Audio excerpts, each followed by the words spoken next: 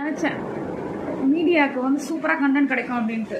உங்களுக்கு தான் கண்டென்ட் கிடச்சிச்சின்னு இல்லாமல் எல்லாம் இந்த 200 யூபிஸ்க்கும் கண்டென்ட்டாக ஆக்கி கொடுத்துட்டீங்களே. சில வாடகை சேனல்ஸ்லாம் இருக்காங்க, அவங்க பண்ண வேலை தான். ஏன் எங்கே போனாலும் நெகட்டிவாக தான் நியூஸ் போடுவீங்களா? நல்லதே ஷேர் பண்ண மாட்டிங்களா? அது என்ன அப்படின்னா, இன்றைக்கி வந்து தளபதி வந்து இந்த கரூர் நெரிசல் கூட்டத்தில் இறந்தவங்களோட ஃபேமிலியை மீட் பண்ணாங்க.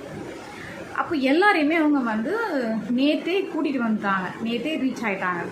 ஆனவங்க 2 பேரும் இன்றைக்கி வந்து அது வெளியில் நின்றுட்டு என்னை உள்ளே விடலை அப்படின்னு சொல்கிறாங்க.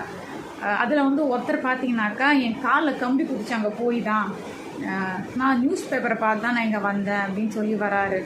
அதுக்கப்புறம் பார்த்தீங்கன்னா இன்னொருத்தர் நான் பேட்டி எடுத்திருந்தாங்க, நான் அந்த ஆதம் சினிமா சேனல்ஸ் இருக்கு இல்லையா, அதில் அவர் பேட்டி எடுத்திருந்தாங்க, நான் பார்த்துருக்கேன். பட் அவர் சொல்கிறதுக்கும் அவங்களோட ஒய்ஃப் சொல்கிறதுக்கும் டிஃப்ரெண்ட்டாக இருந்துச்சு.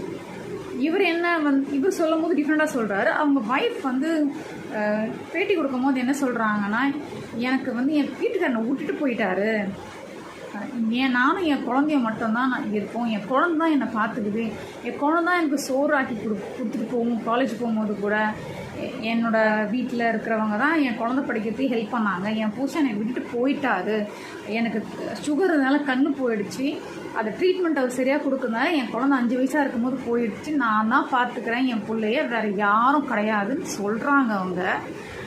பட் ஆனால் இவர் வந்து வித்தியாசமாக சொல்கிறார். என் ஒய்ஃப்க்கு கண்ணு தெரியாது, என் ஒய்ஃபை வந்து பணத்துக்காக வந்து என்கிட்ட சொல்லாமே கூட்டிகிட்டு வந்துட்டாங்க சொந்தக்காரங்க அப்படின்னு சொல்கிறாங்க. இது வந்து விர்ச்சுவல் வாரியர்ஸ் கண்டுபிடிச்சி சொல்லுவாங்க. மேபி நான் தப்பாக கூட சொல்லலாம், ஏன்னா அவர் வந்து டிஃப்ரெண்ட்டாக தான் பேசினார் அன்னைக்கும்.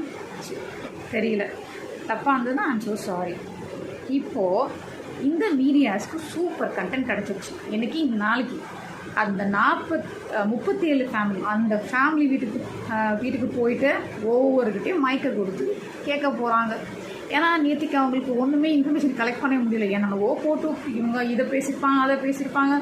ஐயோ, ஒன்றுமே தெரியாமல் கூட இந்த டிவி சேனலில் உட்காந்துக்கிட்டு பேட்டி எடுத்து அவங்கவுங்க பேசிக்கிறாங்க இஷ்டம். அதை வேறு நம்மளாம் பார்த்துட்ருக்கோம், தேவையான இன்ஃபர்மேஷன் இருக்குமா அப்படின்ட்டு பண்ணிட்டாங்க. நாளைக்கு பாருங்க, சும்மா எல்லாரும் வீட்டில் போய் உட்காந்து மைக்கை நீட்டிட்டு எல்லாருக்கிட்டையும் கேட்க போகிறாங்க, விஜய் உங்ககிட்ட என்ன சொன்னார்.